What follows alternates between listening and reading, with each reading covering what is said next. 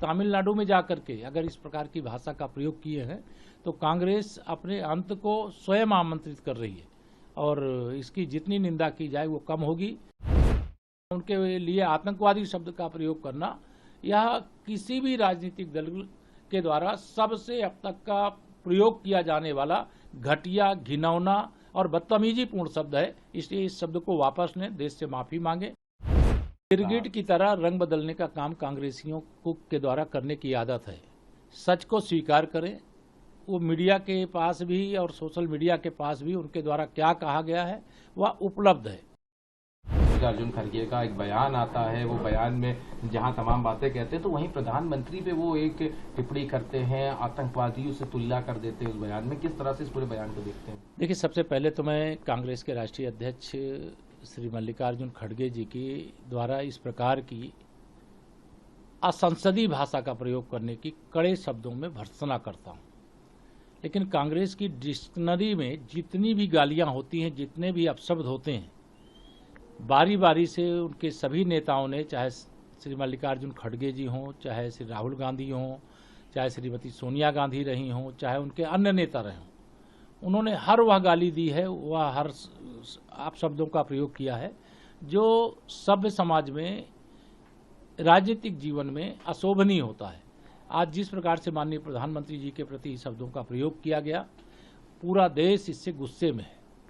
इसके पहले उन्होंने केरल में भी इसी प्रकार की बयानबाजी की थी, राष्ट्रीय स्वयंसेवक संघ को लेकर के, भारतीय जनता पार्टी को लेकर के। अब तमिलनाडु में जाकर के अगर इस प्रकार की भाषा का प्रयोग किए हैं तो कांग्रेस अपने अंत को स्वयं आमंत्रित कर रही है और इसकी जितनी निंदा की जाए वो कम होगी। एक द्वापर में प्रसंग आता है, भगवान श्री कृष्ण को गालियां देने का सबसे ज्यादा काम जिसने किया था वह शिशुपाल नाम का व्यक्ति था और 100 गाली माफ करने का भगवान श्री कृष्ण ने अपनी बुआ को वचन दिया था, जो शिशुपाल की माता जी थी, वचन दिया था कि अगर 100 गाली तक देगा तो मैं इसे माफ कर दूंगा, लेकिन 100 के बाद माफ नहीं करूंगा।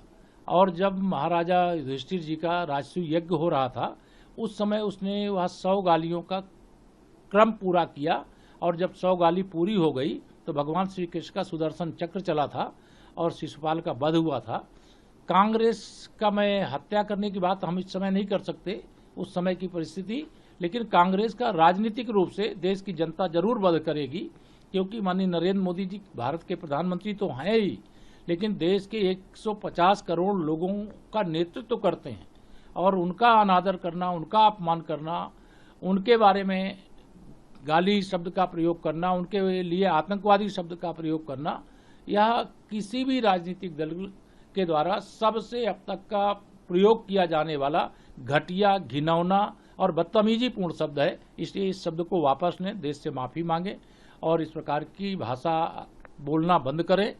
अगर उनके पास दम है तो जनता की अदालत में भारतीय जनता पार्टी का मुकाबला करें। सर, उन्होंने ये कहा कि मैंने तो ये कहा ही नहीं, मैंने आतंकी शब्द नहीं कहा, मैंने ये कहा कि वो अपने बयानों से लोगों को आतंकित करते हैं, ईडी सीबीआई से लोगों को डराते हैं, मैंने आतंकवादी नहीं कहा। गिरगिट की तरह रंग बदलने का काम कांग्रेसियों के द्वारा करने की आदत है। सच को स्वीकार करें।